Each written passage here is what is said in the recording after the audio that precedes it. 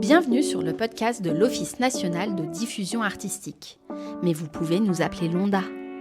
Merci d'avoir appuyé sur le bouton lecture de cet épisode. Nous vous emmenons avec nous à la rencontre de professionnels et artistes inspirants et inspirantes du spectacle vivant qui viennent d'ici et d'ailleurs. À Londa, ce qui nous anime et fait vibrer, c'est de faciliter, soutenir, mettre en relation, écouter, conseiller, toujours dans l'optique d'être utile aux opérateurs et opératrices du spectacle vivant. Pour en savoir plus sur nous et sur notre actualité, rendez-vous sur onda.fr. Dans cet épisode, nous vous invitons à écouter Véronique Fellenbock de l'APAS, l'association des professionnels de l'administration du spectacle, Victor Leclerc de Singprod, regroupement de 9 bureaux de production, et Michael Crow, artiste transdisciplinaire et directeur de la compagnie La Métacarpe. Ils et elles ont tous et toutes trois pris part au cycle Travailler dans le spectacle vivant. Ce dernier invitait à questionner, lors de 4 rencontres organisées d'octobre 2024 à novembre 2025, les relations et modes de collaboration entre les équipes artistiques et les structures de diffusion. Ils et elles partagent les bénéfices de cette expérience, ses temps forts et les transformations qu'elle a suscitées. Bonne écoute! Véronique, en quoi notre cycle de rencontres Travailler dans le spectacle vivant a-t-il permis, à ton avis, de recréer du lien entre équipe artistique et lieu de diffusion, c'est-à-dire de faire socle commun, et surtout comment il a pu réinterroger cette relation dans le contexte de crise qu'on connaît et que toi tu connais bien à la passe, et comment on peut s'armer? Aujourd'hui, face à la crise qu'on traverse, les situations se tendent et elles se tendent de tous les côtés. Elles se tendent pour les programmatrices, elles se tendent pour les compagnies, elles se tendent aussi pour les institutions. Et je crois que ce qui est apparu dès la première rencontre qu'on a faite, c'est qu'en fait, on avait besoin, avant toute chose, de se rencontrer, de se parler, de passer du temps ensemble. Et avant même de pouvoir co-élaborer des outils, des solutions pour mieux travailler ensemble, déjà arriver à créer justement du commun. C'est vrai que avec les débuts de l'inflation et ensuite la crise des financements des collectivités territoriales, il y a un fossé qui s'est creusé entre les programmatrices et les équipes artistiques. Euh, et au début, ça a été beaucoup d'incompréhension et beaucoup de colère. Et je crois que ces rencontres ont permis de mettre des mots sur tout ça et donc de dépasser ces sentiments-là pour réaliser qu'en fait, on est tous et toutes dans le même bateau et qu'il n'y a pas d'opposition, il n'y a pas d'antagonisme, il n'y a que des intérêts communs. Et ça, pour moi, ça a été un mérite immense parce qu'à chacune des 4 rencontres, on a senti chez les participants et les participantes une sorte de soulagement, euh, une sorte de poids que tout le monde a pu lâcher en réalisant qu'en fait, le commun, il existait encore. C'est vrai, quand on a démarré, il y a plus d'1 an, c'était un moment où les compagnies payaient très, très durement le prix d'abord de l'inflation. C'est-à-dire que, comme l'a montré l'étude qu'on a réalisée, on a déjà fait apparaître pour la saison passée plus d'un quart de diminution des programmations. Et entre cette saison-ci et la saison dernière, à nouveau, un quart de diminution, ce qui fait que les compagnies ont en fait perdu 40% de leur activité en 2 ans, ce qui veut dire pour les compagnies réellement un cataclysme. Et au début, on a eu l'impression que ce cataclysme tombait dessus, à nous, les compagnies, et que les structures, d'une certaine façon, réussissaient un petit peu à naviguer. Et on n'avait surtout pas mesuré la douleur que c'était pour les directeurs et directrices de structures de devoir faire ce qui était pour eux aussi des sacrifices, alors qu'on avait l'impression que nous, les compagnies, on était les seuls à porter les sacrifices, c'est-à-dire réduire leur programmation, dire non aux compagnies, et puis entre-temps, ce qui est apparu aussi avec, cette fois-ci, ce qui s'est rajouté, à l'inflation, c'est-à-dire, les coupes budgétaires, des collectivités territoriales qui sont devenues parfois, radicales et qui ont nécessité aussi et qui vont encore nécessiter, au sein des structures, des baisses d'effectifs. Et dès la première rencontre, ce qui est apparu de façon très nette, et je crois qu'on a été étonnés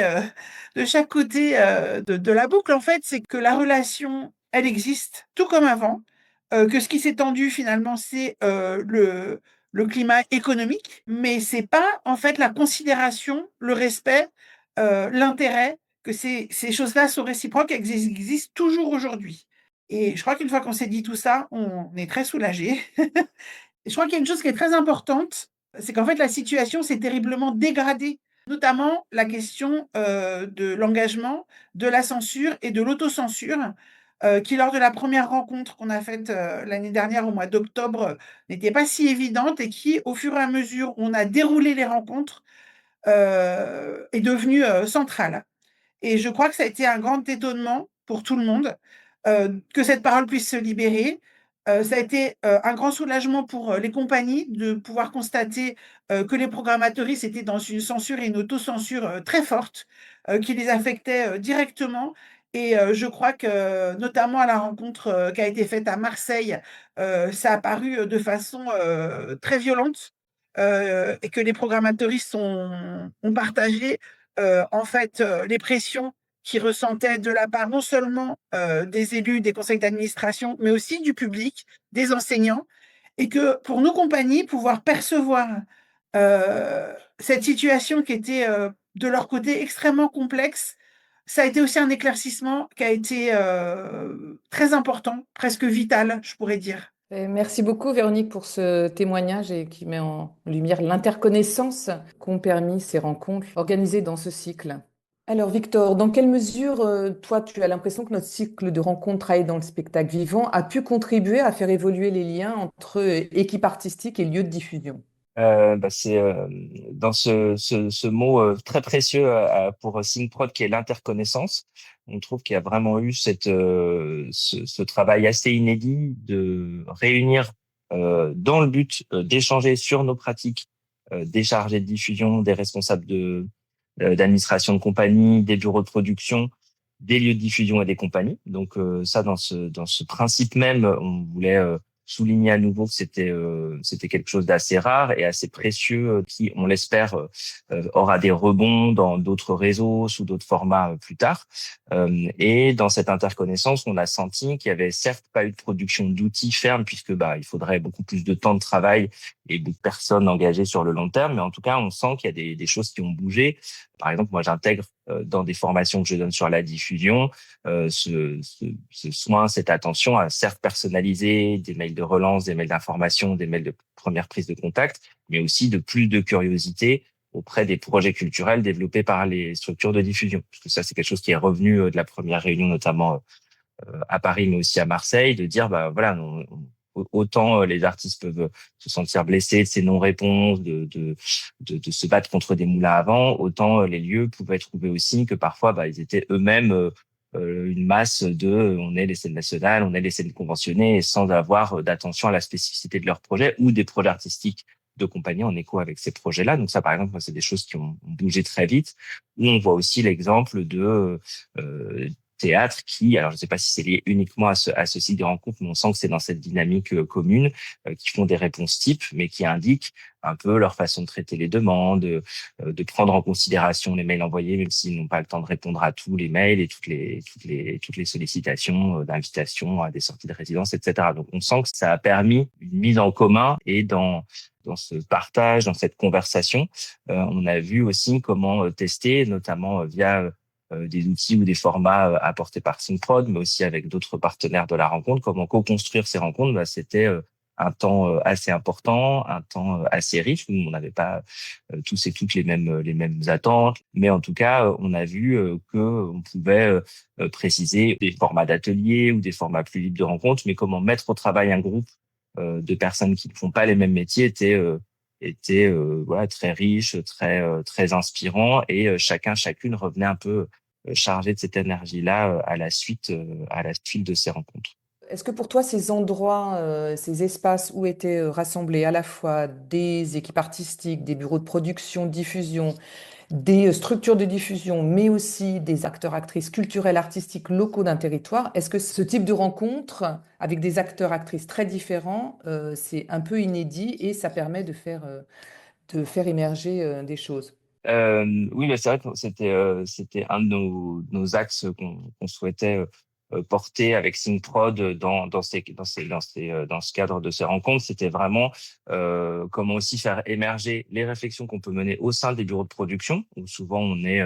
en mutualisation de plusieurs expériences, parfois même de différentes réalités de différents territoires, puisqu'on peut accompagner des compagnies dans différentes régions, dans différents contextes ruraux, urbains, etc. Et puis différentes disciplines. Il y a ça aussi que c'était vraiment des rencontres pluridisciplinaires. Donc ça aussi, on peut le souligner. Il y avait vraiment des artistes du théâtre, des chorégraphes, des scènes nationales, des scènes conventionnées. À Marseille, avec un focus un peu plus dense. Donc ça, c'était aussi, on peut ouais, le redire que c'est assez rare aussi d'être interdiscipline dans cette interconnaissance. Et c'est vrai que on a senti notamment sur la rencontre conclusive à Blois une reconnaissance par des institutions, des collectivités ou le ministère de cette place euh, dans la réflexion des bureaux de production, avec une dynamique même de création et de structuration de l'écosystème par des bureaux de production, notamment en région centre, dans différentes villes, malgré une région très étendue, et d'intégrer à la réflexion, de pas être uniquement sur un dialogue structure de diffusion artiste sur des problématiques qui nous traversent tous et toutes, mais aussi comment intégrer des chargés de diffusion, des chargés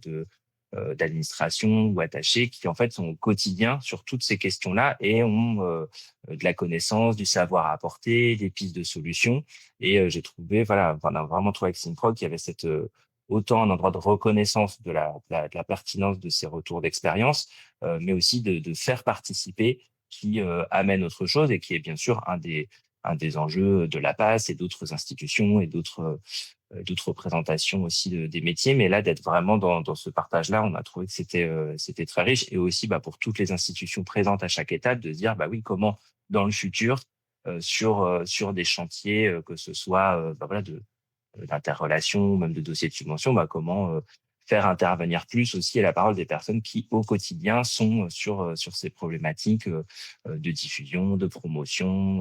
d'administration de compagnie. Merci beaucoup, Victor. Et selon toi, Michael, quels enjeux se sont dégagés de ces rencontres?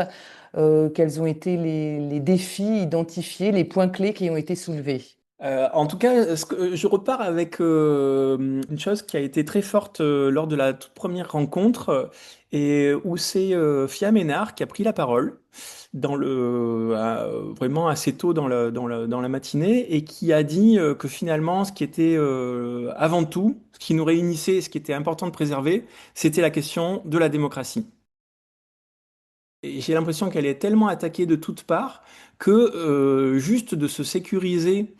de la reposer comme un commun dans ces enjeux d'une éthique de la relation entre les équipes artistiques, les équipes de les équipes les lieux de diffusion, les bureaux de production. J'ai l'impression que juste se reposer finalement quels sont les fondamentaux de l'idéal démocratique, bah, c'est une façon aussi de nourrir et d'alimenter notre façon de nous retrouver. Et de dire démocratie, si on le déplie, bah, c'est de le voir quels sont l'enjeu individuel quand on est artiste, bah, à quel endroit on est attendu sur la prise de parole, l'idée que on est à la fois sur des enjeux de liberté de création, de pouvoir aussi regarder ce qui se passe dans notre société à une place particulière. L'enjeu collectif qui, lui, serait plus sur la délégation, se retrouver, partager, échanger ensemble, et essayer de co-construire. En tout cas, ce qui nous intéresse ici, présentement, c'est une politique culturelle. En tout cas, c'est quelque chose qui nous permet dans un moment, dans un contexte où le secteur est particulièrement affaibli et où il y a quelque chose qui est assez dur à vivre collectivement, finalement, comment la solidarité peut s'exprimer justement dans ce fonctionnement avec ce socle démocratique. Je me souviens, dans les premières réunions, quelque chose qui était marquant, c'était du côté des artistes, encore une fois, des mots très forts sur l'épuisement, sur l'angoisse, la pression, le côté multitâche. On peut se dire que quand même le risque majeur de tout ça, c'est les gens qui quittent, c'est les gens qui vont disparaître du paysage, qui vont abandonner le champ artistique. Et ça, pour moi, c'est terrible, parce que quelque part, on se rend compte que voilà, il y a une diversité, en France en tout cas, il y a une diversité des esthétiques, il y a plusieurs champs disciplinaires, chacun a sa propre histoire, et puis tout ça vient nourrir justement c'est la grande famille du spectacle vivant, et les départs, c'est toujours c'est comme des petits deuils, c'est des choses qui sont dures à vivre, et qui touchent finalement à la fois le début, l'entrée dans la carrière, c'est-à-dire ce qu'on a pu nommer à un moment l'émergence, à la fois aussi, quand on est un artiste vieillissant, comment on sort du paysage. Tout ça, on est quand même notamment sur ce dernier aspect, on est sur un impensé qui pourrait en tout cas faire l'objet d'un travail à part entière. Mais voilà, comment dans ces rencontres, il y a des choses qui ont été formulées de ce point de vue-là, angoisse, épuisement et sortie, décrochage. Alors à partir de là, comment aller vers ce qui pourrait compter maintenant, c'est qu'est-ce qu'on peut projeter, comment on imagine, on continue à travailler ensemble dans le spectacle vivant, quelles que soient nos places. J'ai l'impression que, et puis c'est ça qui est très précieux et je vous en remercie dans l'organisation de ces rencontres, finalement ce qui est important, c'est ça, c'est le processus, c'est entretenir le processus de la rencontre, quelle que soit sa place. La modalité au travers du jeu, finalement, le jeu au sens où on change de casquette, on traverse ensemble des dispositifs, il y a des protocoles de travail, on se déplace dans l'espace. Toutes ces choses font que finalement on arrive à mieux comprendre les réalités des uns des autres. Très concrètement, ça s'est incarné aussi dans les rencontres avec des choses très pragmatiques, hein. On a pu parler des mails, on a pu, en tout cas, ça c'était aussi très important d'avoir des outils très, très, très concrets. Et en même temps, j'ai l'impression que voilà, je disais l'autre fois, le slow dating que vous nous avez proposé plutôt qu'un speed dating, c'est-à-dire se retrouver plusieurs fois dans des espaces différents, à chaque fois avec des thématiques très précises, c'est une façon non seulement de travailler l'interconnaissance, mais aussi de développer ensemble notre expertise commune qui fait que on peut envisager un futur commun, un futur désirable aussi, ce qui me paraît essentiel. Comment dans ce futur désirable, il y a l'envie de commun et pas juste du repli sur soi, d'être le premier, le meilleur et machin, mais au contraire de pouvoir travailler encore une fois à réinventer des choses qui nous animent. J'ai adoré, souvent j'aime bien ramener Roland Barthes pour dire comment associer saveur et savoir. Finalement, comment dans ces rencontres, on fait des expériences communes qui renforcent, finalement, qui nous renforcent, quelles que soient nos places respectives. Un grand merci, Michael. Merci pour votre écoute. Vous pouvez retrouver les podcasts de l'Onda sur toutes les plateformes d'écoute et sur notre site internet onda.fr dans la partie Actualité et médias.